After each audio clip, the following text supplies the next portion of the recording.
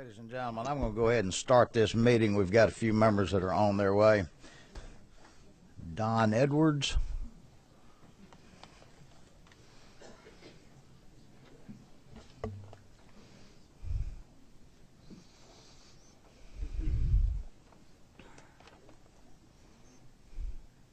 Thank you so much, ladies and gentlemen of the committee. I appreciate the opportunity to speak.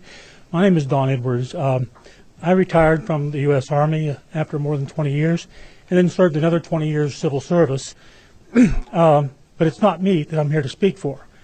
I'd like to say something for the people that can't be here to speak today, those that have given their lives in defense of this country and have sworn the same oath that many of you or all of you here have sworn to preserve and defend the Constitution of the United States against all enemies, foreign and domestic. Our biggest enemies against the Constitution right now are domestic enemies who are trying to destroy parts of the Constitution. The oath is a lifelong obligation, and doesn't have an expiration date. Those men, I dare say that everybody in this room either served in the military or has a family member who served. Many of them died or were mortally wounded, came home and died or suffered the consequences of their wounds. The oath they take doesn't say to defend the country. It's an oath to preserve and defend the Constitution. And we take that very seriously. And as I said, it doesn't have an expiration date. It's a lifelong obligation.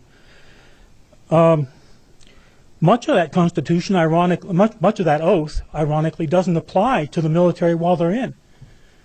Anybody who served, especially in a subordinate position, knows that they know what be at ease means.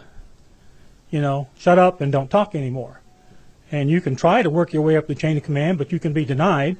The Second Amendment would have saved lives at Fort Hood.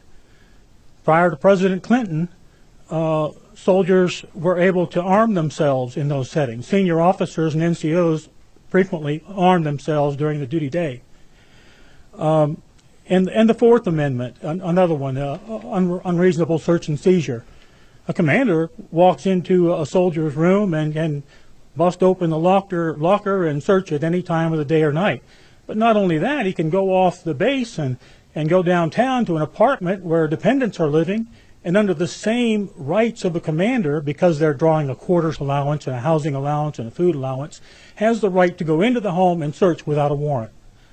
So those are examples of how the Constitution doesn't apply. But that service member took the same oath that everybody here took to defend the Constitution. I take special issue with what a lot of us folks call the special people in Georgia laws. If you've looked at OCGA 1611-130, there's a list of those that are exempt from any of the restrictions that we're talking about today. They carry in churches, they carry in your schools, they carry in college classrooms, they carry in bars, and they carry in churches. They're everywhere. And they're under no restrictions, yet they don't even have a license. Many of them don't have licenses to carry because they're exempt from the need for a license. They can carry in virtually any place that a law enforcement officer can carry. Military, active duty military, so it just goes on and on. We here, the citizens who are fighting for our rights, we believe that shall not be infringed means just that. Yet we are under a lot of infringements to defend ourselves, and those it relegates us to a lower class when you say that these special people, the coroners, the clerk of the Superior Court, the military, retired law enforcement, all these people are entitled to rights to protect themselves that we aren't. Well, why? What makes their lives more valuable than mine or anybody else's in this room? We're the ones paying the tax for the license. They're not paying a dime, just by virtue of the fact that they were elected to their position as a judge, or they happen to be a prosecuting attorney, or any number of those people. You need to look at the law under 130, all the people that are exempt, and what makes their lives more worthy of protection than anybody else. We're a nation of laws. I mean, there are 20,000 laws in this country. and they all restrict the rights of law-abiding citizens. Not one has ever kept an evil person from doing a bad thing. Not one. Think about it. And I've made this promise in the public media, on TV, in social blogs and everything else. I've said, if anybody can construct a law that will keep an evil person from doing an evil thing by any means, I mean, they can stick somebody with a pencil or a knife or anything, I'd be glad to take all my guns here on the Capitol steps and grind them up into very fine powder. And I'll do it in front of CNN or anybody else.